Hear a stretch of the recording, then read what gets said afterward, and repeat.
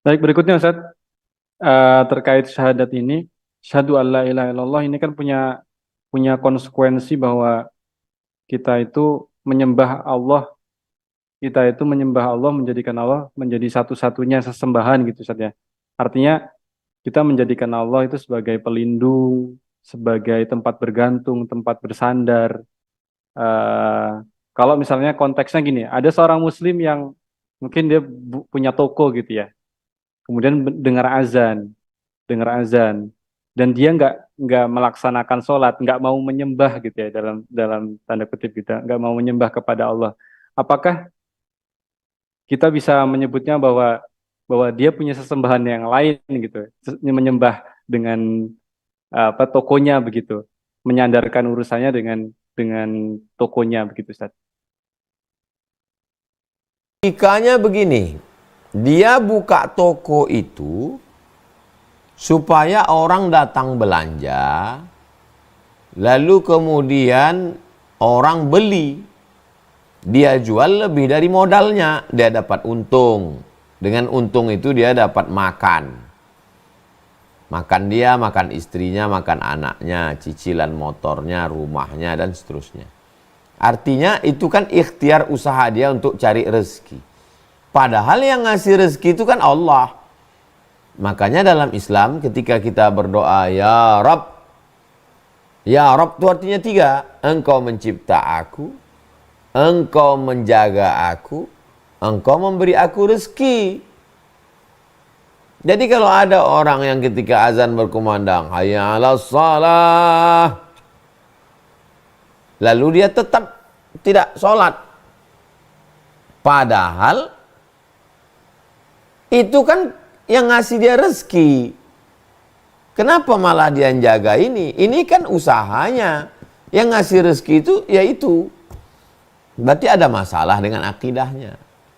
Logika. Ini nggak usah pakai dalil Quran hadis dulu. Logika.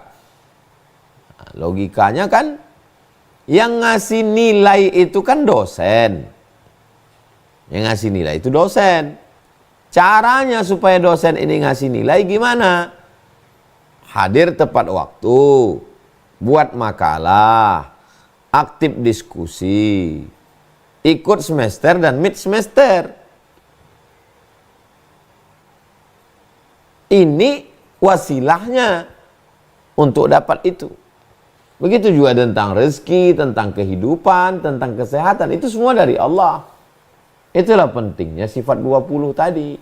Akidahnya dulu dibetulkan. Makanya dalam awal Al-Baqarah itu, Dzalikal kitabu la raiba fihi hudal muttaqin. Siapa dia? Alladzina yu'minuna bil ghaib wa yuqimuna shalah. Beriman dulu kepada yang gaib, Allah, baru dia melaksanakan salat. Ini logika akalnya. Adapun secara fikihnya, orang yang tidak sholat, kalau dia tidak sholat karena malas, itu hukumnya menurut mazhab Syafi'i fasik. Wallahu la yahdil qaumal fasiqin. Allah tidak berikan hidayah kepada orang fasik. Tapi kalau dia tidak sholat karena ingkar, menurut saya sholat itu tidak relevan dengan zaman. Saya mengingkari sholat itu, maka dia kafir. Mazhab Syafi'i.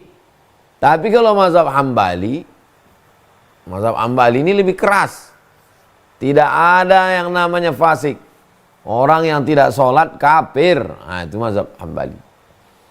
Makanya ada ustadz yang ceramah, siapa yang tidak sholat, otomatis dia fasakh dengan istrinya. Nah, itu mazhab Hambali itu. Bukan tolak. Kalau tolak itu suami mengatakan aku talak engkau. Fasakh itu hakim memisah suami istri. Kenapa hakim memisah? Karena suaminya murtad. Orang yang murtad, lakinya tidak Islam, itu hakim mesti memisah pasangan ini. Kalau mereka tetap bersama, zina, menyebabkan turunnya laknat Allah. Makanya ada jamaah nanya, Ustadz, ini saya dengar di internet, siapa yang suaminya nggak sholat, otomatis fasakh. Iya, mazhab Hambali itu. Karena dalam mazhab Hambali nggak ada fasik, langsung kafir. Siapa yang nggak sholat itu kafir, murtad. Nah, na'udzubillah. Nah, ini tentang masalah orang yang tidak mau sholat. Demikian Bang Alvin.